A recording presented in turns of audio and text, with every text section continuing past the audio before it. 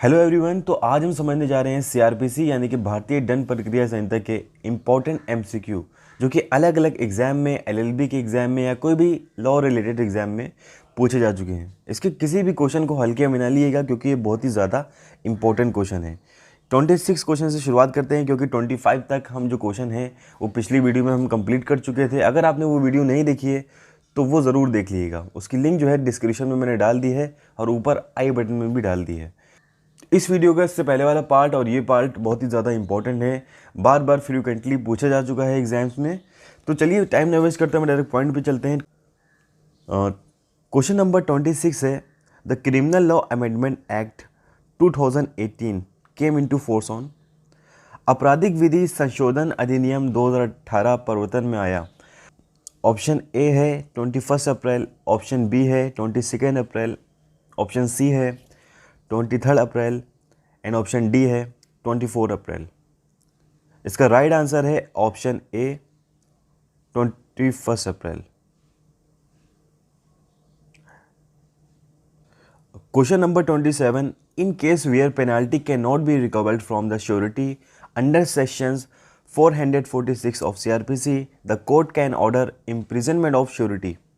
ऐसे मामले जहां प्रतिभू से दंड प्रक्रिया संहिता की धारा 446 के अंदर शास्ति वसूल नहीं की जा सकती है, वहां न्यायालय प्रतिभू को कारावास का आदेश दे सकेगा।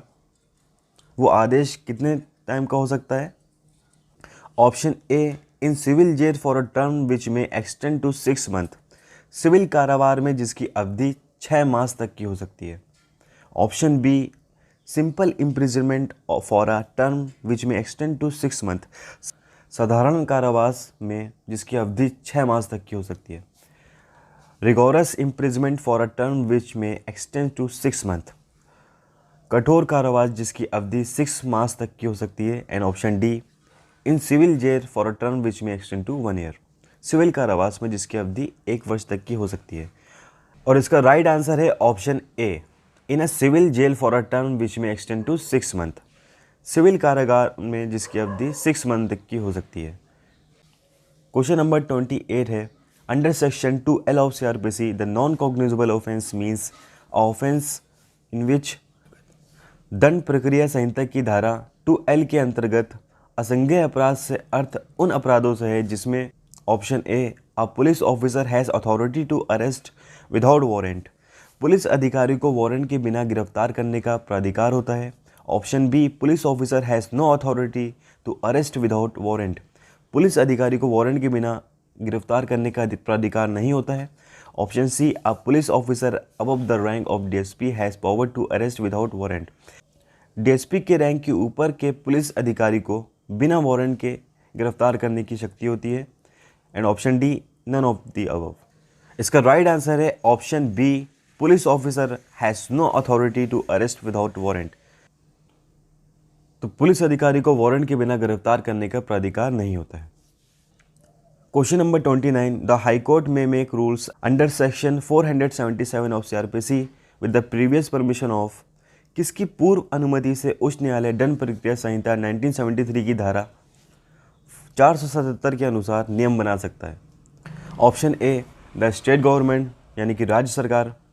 Option B, the central government यानी कि केंद्र सरकार। ऑप्शन सी, अटॉर्नी जनरल यानी कि महान्यायवादी। Option D, central and state government. And the right answer is option A, the state government. यानी कि सीआरपीसी के सेक्शन 477 के अकॉर्डिंग उच्च न्यायालय जो है स्टेट गवर्नमेंट की अनुमति से जो है नियम बना सकता है। Question number 30, under Code of Criminal Procedure 1973 no court shall take cognizance of an offence punishable with fine only after the expiry of the period. दंड प्रक्रिया संहिता 1973 के अंतर्गत कोई न्यायालय केवल जुर्माने से दंडित अपराध का संज्ञान परिसीमा काल की समाप्ति के पश्चात नहीं करेगा। ऑप्शन ए है 6 month, option B 12 month, option C 36 month and option D no limitations. And इसका राइट आंसर है ऑप्शन ए, यानी कि 6 मंथ के बाद कोर्ट जो है ऐसे अपराध का संज्ञान नहीं करेगा जो सिर्फ जुर्माने से दंडित है। Question number 31, under sections 125 of CrPC दंड प्रक्रिया संहिता की धारा 125 के अंतर्गत a daughter can be asked to maintain her father, एक पुत्री को उसके पिता के भरण पोषण को कहा जा सकता है। Option B, a father can be asked to maintain his minor child, एक पिता को उसके अवयस्क बच्चे के भरण पोषण को कहा जा सकता है। Option C, a son can be asked to maintain his father, एक पुत्र को अपने पिता के भरण पोषण को कहा जा सकता है। And option D, all of the above, उपरोक्त सभी। और इसका राइट आंसर है option D, all of the above. दंड प्रक्रिया संहिता की धारा 125 के अंतर्गत जो है सभी को जो उसमें ऑप्शन दिए गए हैं मेंटेन करने के लिए कहा जा सकता है, यानी कि भरण पोषण करने के लिए कहा जा सकता है। क्वेश्चन नंबर 32 है, section 125 of CrPC is applicable to all person in respective of their religion, it was laid down in. दंड प्रक्रिया संहिता की धारा 125 सभी व्यक्तियों पर लागू होती है, चाहे वह किसी भी धर्म के हो। किस केस में बताया गया था? ऑप्शन है आपके, option A Noor Saba Khatoon versus Mohammad Qasim, option B Zohra Khatoon versus Mohammad Ibrahim, C Mohammad Umar Khan versus Gulshan Begum, and option D Mohammad Ahmed Khan versus Shah Bano Begum. And इसका राइट आंसर है option D, Mohammad Ahmed Khan versus Shah Bano Begum. इस केस में बताया गया कि सीआरपीसी की सेक्शन 125 जो है सभी व्यक्तियों पर लागू होती है, चाहे वह किसी भी धर्म के हो। क्वेश्चन नंबर 33 है, who among the following is not entitled to claim maintenance under sections 125 of CrPC, निम्न में से कौन दंड प्रक्रिया संहिता की धारा 125 के अंतर्गत भरण पोषण प्राप्त करने का अधिकारी नहीं है? ऑप्शन है आपके, वाइफ लिविंग इन एडल्टरी, जारता की दशा में रहने वाली पत्नी। Option B, major married daughter who can not maintain herself, यानी कि वयस्क विवाहित पुत्री जो अपना भरण पोषण करने में असमर्थ है। Option C, both husband and wife living separately by mutual consent, पति एवं पत्नी दोनों जो पारस्परिक सहमति से अलग रह रहे हों।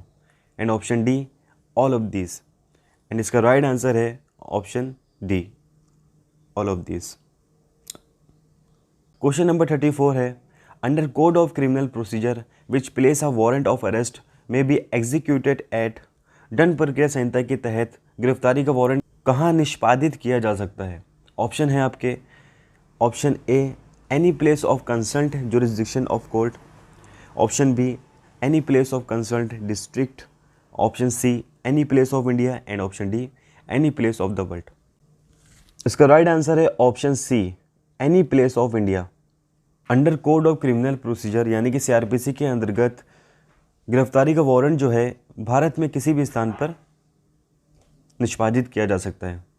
क्वेश्चन नंबर 35 है, in which of the following trial hearing of the accused on sentence is not necessary in CrPC, दंड प्रक्रिया संहिता के अंतर्गत निम्न में से किस विचारण में अभियुक्त को दंड के प्रश्न में सुनना आवश्यक नहीं है? Option A, trial before session court, session न्यायालय के समक्ष विचारण।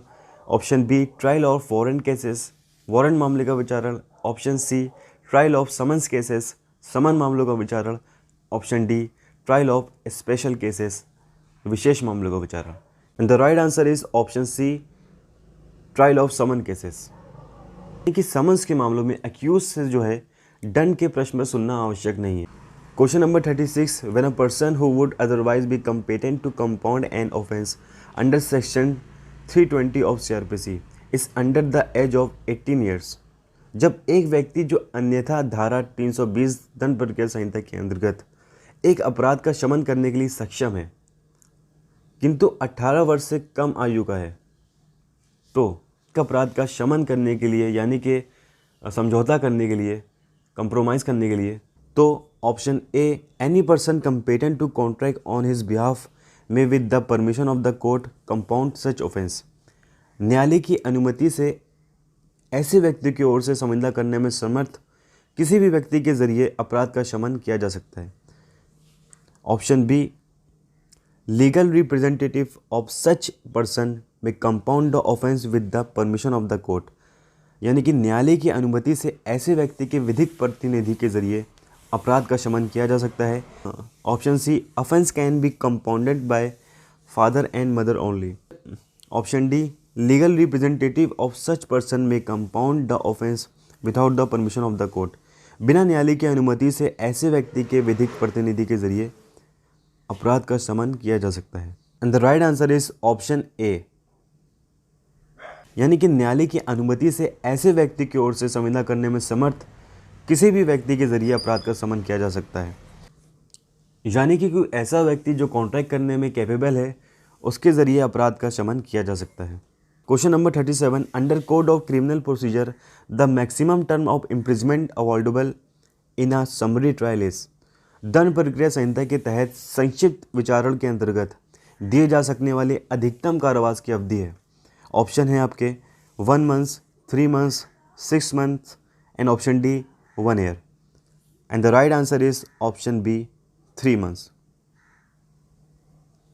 यानी कि दंड प्रक्रिया संहिता के तहत संक्षिप्त विचारण यानी कि समरी ट्रायल में जो है अधिकतम जो सज़ा दी जा सकती है वो है 3 मंथ्स की।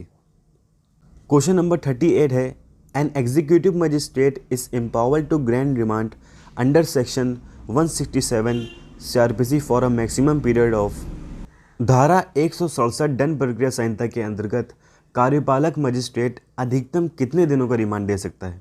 Option A 15 days, option B 7 days, option C 30 days and option D 90 days. And the right answer is option B 7 days. यानी कि जो एग्जीक्यूटिव मजिस्ट्रेट है वो 7 दिनों तक का रिमांड दे सकता है। क्वेश्चन नंबर 39 है, when can a trial court release an accused on bail under section 389 subsection 3 of CRPC after conviction. दो सिद्धि के बाद धारा 389 सबसेक्शन 3 दंड प्रक्रिया संहिता के अंतर्गत विचारण न्यायालय अभियुक्त को कब जमानत पर छोड़ सकता है। ऑप्शन है आपके, option A, when accused is on bail and imprisonment is not exceeding 3 years. जब अभियुक्त जमानत पर हो तथा कारावास 3 वर्ष से अधिक न हो। Option B, when accused is on bail and imprisonment is not exceeding 5 years. जब अभियुक्त जमानत पर हो तथा कारावास 5 वर्ष से अधिक न हो। Option C, when accused is on bail and imprisonment is not exceeding 4 years. जब अभियुक्त जमानत पर हो तथा कारावास 4 वर्ष से अधिक न हो। And option D, when accused is on bail and imprisonment is not exceeding 2 years. जब अभियुक्त जमानत पर हो तथा कारावास 2 वर्ष से अधिक न हो। The right answer is option A, when accused is on bail and imprisonment is not exceeding 3 years. यानी कि जब एक्यूज जो है जमानत पर हो और कारावास 3 वर्ष से अधिक ना हो तो उसको जो है दो सिद्धि के बाद जो है सेक्शन 389 सब सेक्शन 3 CRPC के तहत जो है दो सिद्धि के बाद आफ्टर कन्विक्शन के बाद भी उसको ज़मानत पर छोड़ा जा सकता है। क्वेश्चन नंबर 40 है, when may an accomplice be tender pardon under sections 306 of CRPC। सह अपराधी को दंड प्रक्रिया संहिता की धारा 306 के अंतर्गत क्षमादान कब किया जा सकता है। Only at the stage of investigation, केवल अन्वेषण के प्रक्रम में। Option B, only at the stage of inquiry, केवल जांच के प्रक्रम में। Option C, only at the stage of trial. D, at any stage of inquiry और इन्वेस्टिगेशन और द ट्रायल, जांच या अन्वेषण या विचारण के किसी भी प्रक्रम में। And the right answer is option D, यानी कि इंक्वायरी, इन्वेस्टिगेशन या ट्रायल के किसी भी स्टेज पर जो है क्षमादान किया जा सकता है, पार्डन किया जा सकता है। Question number 41, for the purpose of the section 125 of CRPC minor child means. CRPC की धारा 125 के उद्देश्य से नाबालिग बच्चे का अर्थ है a child under 12 years of as.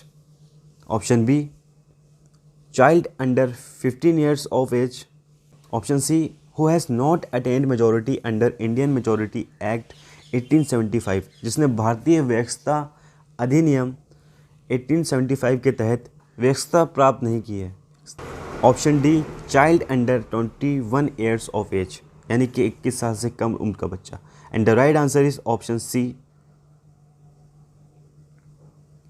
Who has not attained majority under Indian Majority Act, यानी कि जिसने भारतीय व्यवस्था अधिनियम 1875 के तहत व्यवस्था प्राप्त नहीं की है। क्वेश्चन नंबर 42 है, who can not claim maintenance under sections 125 of CrPC. CrPC की धारा 125 के तहत भरण पोषण का दावा कौन नहीं कर सकता है। ऑप्शन है आपके, ऑप्शन ए वाइफ यानी कि पत्नी, ऑप्शन बी चिल्ड्रन बच्चे, ऑप्शन सी पेरेंट्स माता पिता, एंड ऑप्शन डी ब्रदर्स यानी कि भाई। And the right answer is option D भाई। यानी कि सीआरपीसी की सेक्शंस 125 के अंदर जो है मेंटेनेंस का क्लेम कौन नहीं कर सकता है, इसका राइट आंसर है ऑप्शन डी भाई। क्वेश्चन नंबर 43 है, complaint as provided under sections 2D of CrPC. परिवाद जो सीआरपीसी की धारा 2D में उल्लिखित है। Option A can be in writing only, केवल लिखित में। Option B can be oral, मौखिक रूप में। Option C either in writing और ओरल, लिखित रूप में या मौखिक रूप में। And option D can be by gesture यानी कि संकेतों से। And the right answer is option C. Complaint जो है मौखिक या लिखित रूप में सेक्शन 2D के अकॉर्डिंग होनी चाहिए। क्वेश्चन नंबर 44 है, complaint as provided under section 2D of CrPC. परिवाद जो सीआरपीसी की धारा 2D में उल्लिखित है, पर जो कंप्लेंट है वो किसको हो सकती है। ऑप्शन ए है can be to a police officer, police अधिकारी को हो सकती है। Option B can be to a magistrate, magistrate को हो सकती है। Option C both A and B यानी कि पुलिस ऑफिसर और मजिस्ट्रेट दोनों को हो सकती है। एंड ऑप्शन डी है must necessarily to a magistrate only, परिवार सिर्फ मजिस्ट्रेट को हो सकती है। And the right answer is option D must necessarily to be a magistrate only, परिवार सिर्फ मजिस्ट्रेट को हो सकती है। यानी कि सीआरपीसी की सेक्शन 2D में जो कंप्लेंट प्रोवाइडेड है वो सिर्फ मजिस्ट्रेट को ही करी जा सकती है। क्वेश्चन नंबर 45 है, it is mandatory to produce the person arrested before the magistrate within 24 hours of his arrest under. Magistrate के समक्ष गिरफ्तार व्यक्ति को अपनी गिरफ्तारी के 24 घंटों के भीतर प्रस्तुत करना अनिवार्य है। यानी कि जो अरेस्टेड पर्सन होता है उसको मजिस्ट्रेट के सामने पेश करना होता है। ये प्रोविज़न किस में है। Option A section 56 of CrPC, option B section 57 of CrPC, option C section 58 of CrPC, and option D section 59 of CrPC. And the right answer is option B section 57 of CrPC. यानी कि जो arrested person होता है, गिरफ्तार व्यक्ति होता है, उसको 24 घंटे के अंदर जो है मजिस्ट्रेट के सामने पेश करना होता है। इसका जो प्रोविज़न है वो सेक्शन 57 ऑफ सीआरपीसी में है। क्वेश्चन नंबर 46 है, classification of compoundable and non compoundable offences has been provided under. समझौता योग और गैर समझौता योग अपराधों का वर्गीकरण प्रदान किया गया है। ऑप्शन ए फर्स्ट स्केड्यूल यानी कि प्रथम अनुसूची, ऑप्शन बी सेकेंड स्केड्यूल द्वितीय अनुसूची, option C section 320 of CrPC की धारा 320, and option D section 321 of CrPC यानी कि सीआरपीसी की धारा 321। And the right answer is option C section 320 of CrPC. Question number 47 है, the section dealing with medical examination of the victim of rape provided under. बलात्कार की पीड़िता की चिकित्सा जांच से संबंधित धारा में प्रावधान है। ऑप्शन ए है section 164A, option B 166A, option C section 166B, and option D है section 53A। And the right answer is option A section 164A। जो रेप विक्टिम होती है यानी कि बलात्कार पीड़िता जो होती है उसका मेडिकल एग्जामिनेशन करना होता है। ये किस में प्रोवाइडेड है, ये प्रोवाइडेड है सीआरपीसी के सेक्शन 164A में यानी कि धारा 164A में। क्वेश्चन नंबर 48 है, plea bargaining provided under.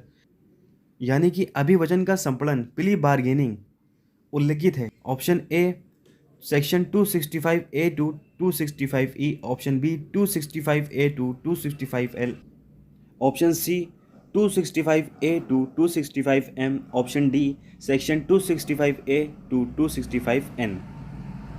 Right answer is option B 265A to 265L यानी कि धारा 265A से 265L तक प्ली बार्गेनिंग का जो है प्रावधान दिया गया है। क्वेश्चन नंबर 49 है, provision relating to plea bargaining come under which chapter in CrPC. अभिवचन का संपीड़न प्ली बार्गेनिंग से संबंधित प्रावधान सीआरपीसी में किस अध्याय के अंतर्गत आते हैं? ऑप्शन ए है 21, ऑप्शन बी है 20A, ऑप्शन सी है 7A एंड ऑप्शन डी है 21A। And the right answer is option D 21A। Question number 50 है, chapter 21A of CrPC came into force on. CrPC का अध्याय 21A लागू हुआ। Option A है 5 July 2006, option B है 6 जुलाई 2006, option C है 23 June 2006 and the right answer is option A 5 July 2006। Question number 51 है, the amount of fine imposed by the magistrate of the second class has been. द्वितीय श्रेणी के magistrate द्वारा लगाए गए जुर्माने की राशि है। Option A 3000, option B 5000, option C 7000 and option D 12000 and the right answer is option B 5000। Question number 52, when a person refuse to answer और to produce documents in the court then he may be awarded the punishment of imprisonment under section 349 of CRPC 1973। जब कोई व्यक्ति न्यायालय में प्रश्न का उत्तर देने या दस्तावेज पेश करने से मना कर देता है तो उसे CRPC 1973 की धारा 349 में कितने कारावास का दंड दिया जा सकता है? ऑप्शन ए है अप टू 1 मंथ यानी कि 1 मास तक का, ऑप्शन बी है अप टू 6 मंथ यानी कि 6 मास तक का, ऑप्शन सी है अप टू 14 डेज यानी कि 14 दिन तक का और ऑप्शन डी है अप टू 7 डेज यानी कि 7 दिन तक का। And the right answer is option D up to 7 days यानी कि 7 दिन। यानी कि जब कोई व्यक्ति न्यायालय में किसी प्रश्न का उत्तर देने से मना कर देता है या कोई दस्तावेज पेश करने से मना कर देता है, कोई डॉक्यूमेंट्स कोई सबूत पेश करने से मना कर देता है तो उसे जो है सीआरपीसी के सेक्शन 349 के तहत 7 दिन तक का जो है कारावास दिया जा सकता है। एक बहुत ही ज़्यादा इंपॉर्टेंट बात सुन ली, इस वीडियो के कमेंट सेक्शन में जाके पहला कमेंट ज़रूर देख लीजिएगा। अगर इसके आंसर में कोई गलती हो गई होगी तो मैं उस कमेंट में जो है करेक्शन कर दूंगा, यानी कि मैं पहला कमेंट जो पिन कर रही होगी तो मैं उसको कमेंट में जो है करेक्शन कर दूंगा। तो इस वीडियो का पहला कमेंट जाके ज़रूर चेक कर लीजिएगा।